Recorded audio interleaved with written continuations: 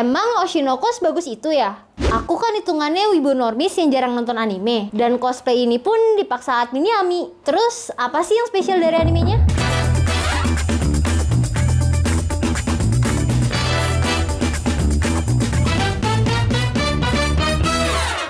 Halo Wibu, kali ini aku mau bahas anime Oshinoko dari mata wibu pemula. Sebagai wibu pemula, aku mulai nontonin anime Oshinoko karena animenya lagi rame banget di timeline sosial media aku. Di YouTube ada, di Instagram ada, bahkan rame banget di Facebook aku. Jadi daripada di spoiler sampai tamat, aku tonton aja di animenya. Kesan pertama yang aku dapat pas nonton anime ini tuh, gila, nih anime berani banget. Anime ini berani mengungkap fakta-fakta kelam di industri hiburan. Bukan cuma di Jepang, tapi industri hiburan secara general. Oshinoko secara nggak langsung ngasih tahu kalau di balik kesuksesan seseorang pasti ada privilege yang mereka punya. Dalam kasus ini, Hoshino Ai yang good looking. Kalau good looking dan berbakat tuh pasti ada aja jalannya menuju kesuksesan. Cantik dan ganteng itu adalah privilege. Dan itu bukan rahasia umum lagi. Kalau good looking lebih gampang cari kerja, apalagi di industri seperti ini. Selain itu, aku juga belajar kalau kunci kesuksesan dalam industri hiburan adalah koneksi. Mau koneksinya didapatkan secara baik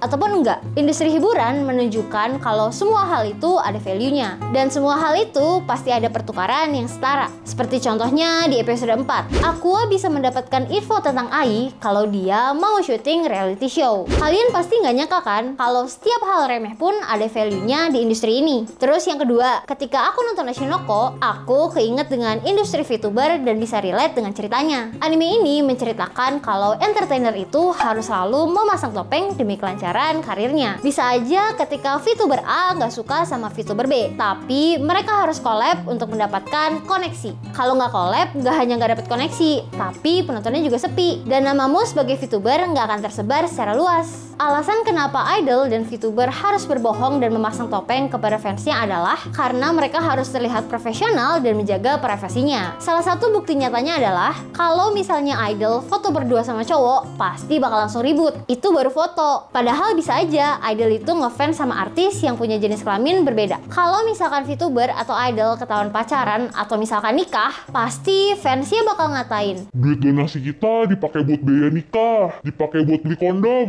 dan banyak yang lainnya. Itu kenapa kata Ai yang bilang kebohongan adalah bentuk dari cinta gak sepenuhnya salah.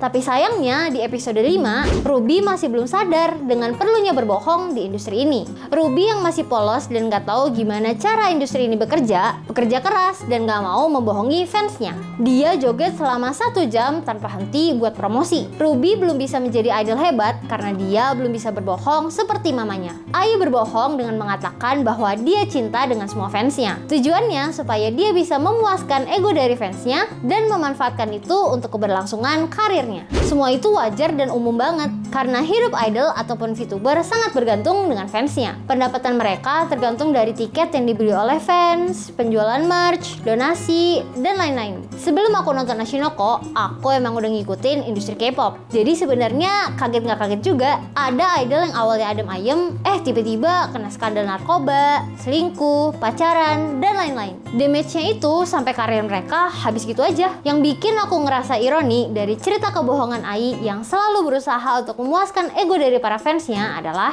dia dibunuh oleh fansnya sendiri. Fans yang dia puaskan egonya selama ini, sama seperti John Lennon. Dan terakhir, kesanku mengenai anime ini adalah teguran untuk para fans idol ataupun VTuber, dan juga untuk menjadi bahan pembelajaran untuk tidak menjadi egois. Bagaimanapun, idol ataupun VTuber juga manusia. Mereka ingin bersosialisasi dan jatuh cinta secara wajar. Harapan kalian yang oversimping ke idol ataupun VTuber apa sih sebenarnya? Biar di notice, biar bisa ketemuan lalu tahu muka aslinya, biar bisa deket terus pacaran. Mending kurang-kurangin deh. Jangan terlalu berharap sama idola kalian, karena mereka juga manusia. Udah donat banyak, kok nggak bisa pelukan pas foto? Top donatur, tapi kok nggak jadi mod di YouTube? Mana nih, udah 3 hari nggak live. Emang hak penonton untuk menuntut, tapi ingat diri juga. Pikirkan bagaimana perasaan idol atau VTuber yang kalian suka. Aku juga salut sih sama idol ataupun VTuber yang bisa bertahan dengan besarnya tekanan dari perusahaan dan juga dari fans. Mereka harus mencetak angka dan juga penghasilan. Kasian gak sih yang tadinya niat yang mau menghibur orang lain sekaligus menghibur diri sendiri, malah jadi kewajiban yang bisa berpengaruh pada kesehatan mental. Dan kasih tahu juga apa aja sih hal yang gak boleh dilakukan saat kita simping ke idol idol ataupun VTuber. Sekian Wibu Lokal kali ini,